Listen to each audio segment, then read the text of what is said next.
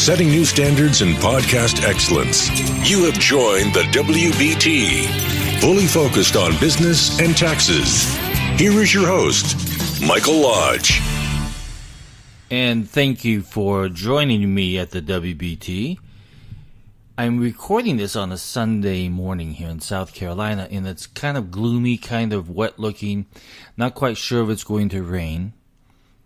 But it's one of those days that's kind of nice just to sit in the house and do nothing. As the Italians say, the sweetness of doing nothing. I repeat that phrase a lot when I'm getting stressed and overloaded and feel that I'm doing a little too much. And then I have to feel as though, well, it's time for me to do the sweetness of doing nothing and just kind of sit back and relax. A lot of people have asked me, why did you move from California to South Carolina? So I'm going to answer that question today, but first, come on boys, let's hear it. World of Business and Taxes on WBT. So the question is asked a lot by my clients and also by people in the same industry that I am in, my bankers, my insurance people.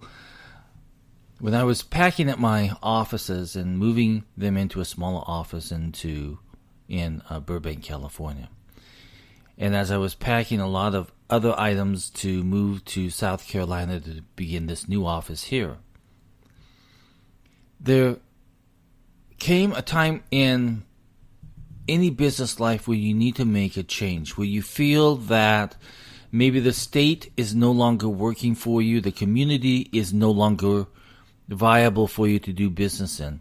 And I really felt that about California. Over the last 4 years, I've noticed that California has changed dramatically, where it has become so anti-business that it's very difficult to continue on.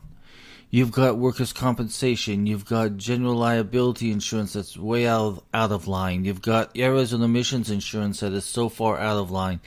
You've got, workers' compensation is a really big expense for any business in the state of California. And I know that there are some businesses that just cannot afford to do workers' compensation anymore. Then you look at the rental prices where price per square foot has almost doubled over the last 4 years. And you get this sense that the city of Los Angeles and city of Glendale, where I was practicing at, just did not care any longer about small businesses. Even when you went to the Chamber of Commerce, it was not about the success of small business or entrepreneurship. It became more of a political wing, and you never got trained or you never had this enthusiasm for business. It was all about healthcare laws that were coming on board in the state of California, or it was new taxes or new regulations or anything, and everybody was always fighting about everything. And when you're trying to run a business, you really want it to be positive. You want it to have this really good feeling on what you're trying to do for your clients. And I just didn't feel that California was viable for me anymore. Yes, I'll keep an office there to keep a track of my corporate accounts and business accounts. Individual tax-wise, probably I won't do that much anymore, because I really feel that we need to focus on business. Businesses have had a very tough time over the last 8 years because we never knew what the government was going to do. And even to this day, we're not quite sure what the government is going to do because they're doing nothing. And that is the biggest problem.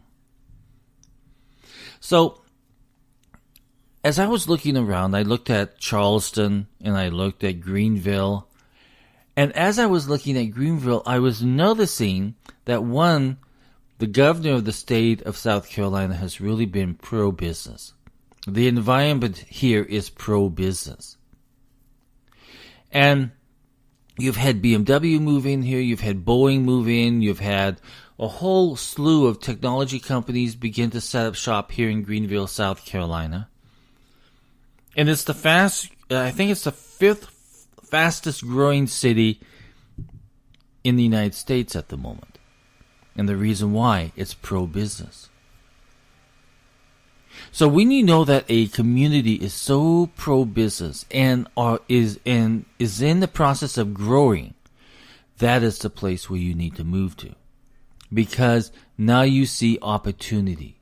You have the ability to do something for the business clients in a new community. And plus, it makes you feel good when you go into your office and everybody is pro-business. Everybody is thinking about how to make money and not about how to get away with what happens in a manipulative state like California, where you have to be on top of every regulation that's coming down the pike. Now, some people in California, they don't care. They run their businesses for a few years and they shut it down and they start another business doing the same thing with a different name. So I've seen that process because they're trying to get away with not complying with the regulations in California.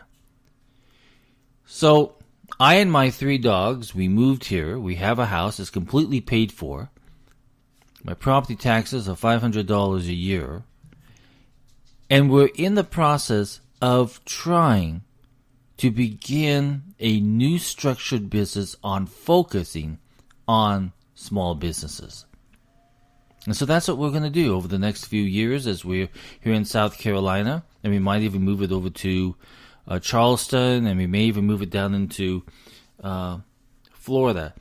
But at the moment, we're going to focus on Greensville, and we're going to focus on South Carolina small business. But there are times in your life where you have to pick up and you have to start again, because you feel as though that you are being strangled by a state that has no care of what businesses have to struggle with every single day.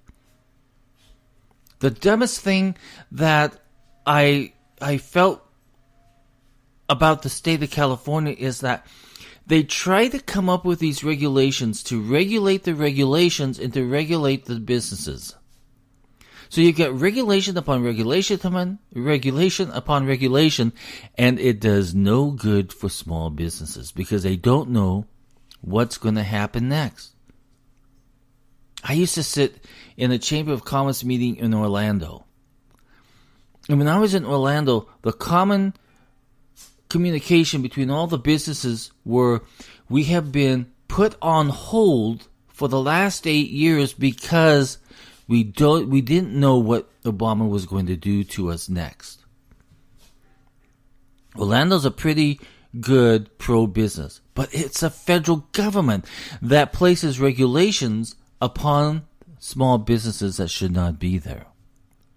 So we have an issue. And the issue is that government needs to stay out of the day-to-day lives of individuals and of small businesses. And of large businesses too.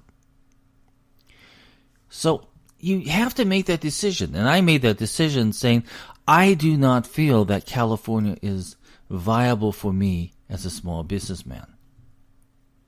I do not feel that the state has my back to succeed as a small business. It was a hard decision. I've been thinking about it for 2 years. For 2 long years I've been thinking, do I really want to stay here?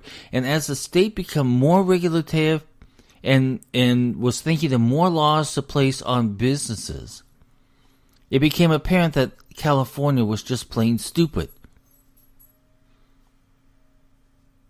Over the last 4 years, 9,000 small businesses and some large businesses have moved out of the state of California to go to friendlier places. So for 2 years, I sat there in my office thinking, I don't see that California is going to improve. They are so more concerned about the social issues and not about the business issues that every single business person faces on a daily basis doing business in California. So I sat there and I thought, I have got to make a decision here. Do I shut down everything in California and move it all to a different state? Because at that time I didn't know which state I wanted to go into. So I began to look around. I looked at Florida. I looked at South Carolina. I looked at North Carolina. North Carolina, I didn't agree with the politics up there. I looked at Arizona. I looked at Nevada.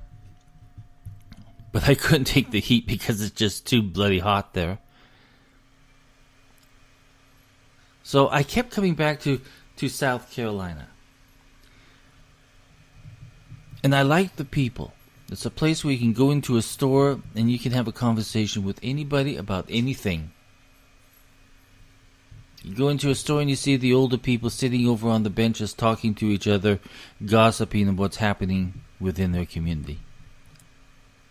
I've got neighbors across the street that will bring over food for me when they think I need food. That never happened in California. So I felt that I needed to make that choice, not just for myself, but for my ability to refocus, to regroup, to rethink, to be more creative, to become a better individual in the business world than I can be. I have the time now to sit and study and to listen and to talk to people about what their needs are. In California, no one has that ability. Everyone will make an appointment with you and they'll postpone the appointment and appointment until finally when they do come in, they only have 5 minutes to talk with you. That's worthless. That is worthless time when you should be you should be able to ask the questions that are needed to understand what their business needs are. And to explain to them how to read a financial statement. How to better organize their time management and their employees. Looking at better ways to handle their HR. Looking at better ways to minimize their tax liability and to remain in compliance with the federal and state tax regulations. And we have got to, I felt that I had to get into a better place where I can spend more time with my clients. Because 5 minutes just doesn't cut it. An email just does not cut it any longer. So when I came into South Carolina, I felt as though that this was the right place. And so that's why I moved here. And this next week, I'm beginning to look at the office space that I've been talking about over the last few months now with people and begin to set up a new type of office where we're focused on business more than we are on the individual taxation. Of course, we'll still service tax clients that want to come in and work with us and still want to use us. But we're not going to focus on that. It's now going to be on the small business people and the small business owners that need to understand how to run their business better. And I think that by me choosing a better business lifestyle, it will help me to be able to talk to these individuals in a clear, focused format. So that's why I moved to South Carolina. I love it here so far. All that I've been doing for the last week, I've been here a week now, has been unpacking. And I'm doing it all by myself, and I'm not quite sure as I'm doing this that